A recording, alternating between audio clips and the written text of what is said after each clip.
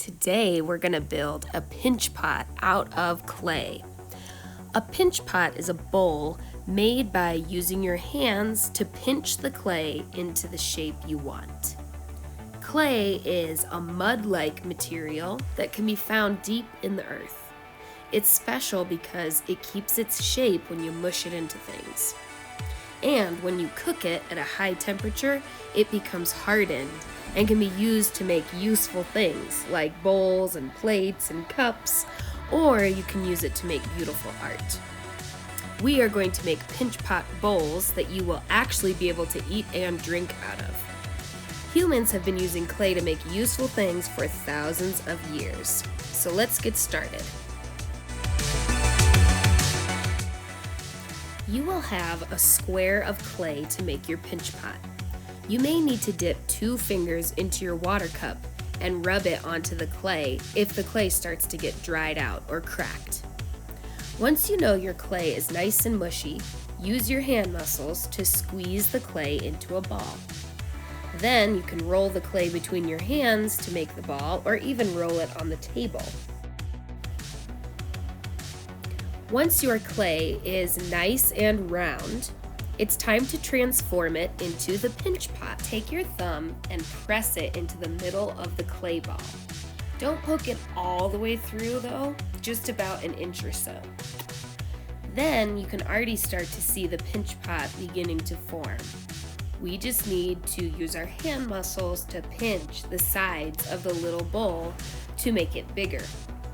So, using one hand, pinch the side of the bowl.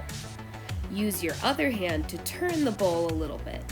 Pinch again, turn again. Pinch and turn, pinch and turn.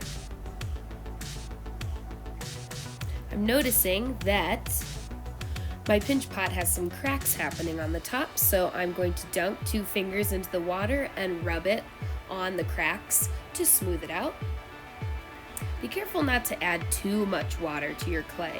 Just 2 fingers is all you need. If the clay gets too wet, it'll turn into a puddle of mud, and then we won't be able to make a pinch pot out of it. You know you can stop pinching when the sides of the bowl are about as thick as a chocolate chip cookie.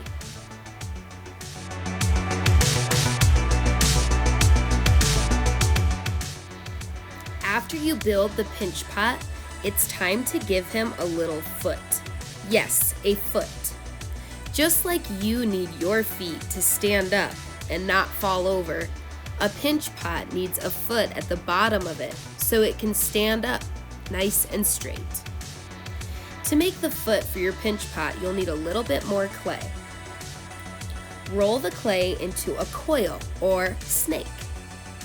You can roll the clay between your hands or roll it on the table. Once you've made a cute little coil snake out of the clay, you need to curl it into a letter O. You are going to stick this on the bottom of your pinch pot to be its little foot. To make the clay stick together, you're going to need a toothbrush. You heard me right, a toothbrush. Don't worry, nobody's used these toothbrushes to brush their nasty teeth. They're just for clay. You know how if you don't brush your teeth, they'll fall out? Well, clay is just the same way. If you don't toothbrush the clay before you stick it together, it'll fall apart. Doing that is called scratching and scoring the clay. So, scratch and score the bottom of your pinch pot and the clay foot with the toothbrush, and then stick them together.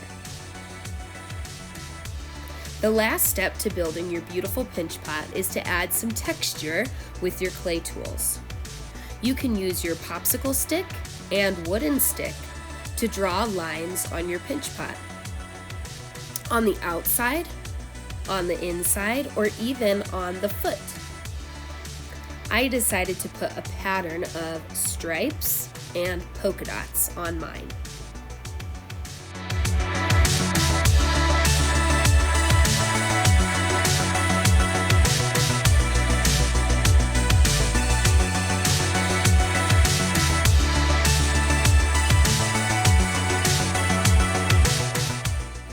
Now that our pinch pot is finished, we need to leave it on our paper plate.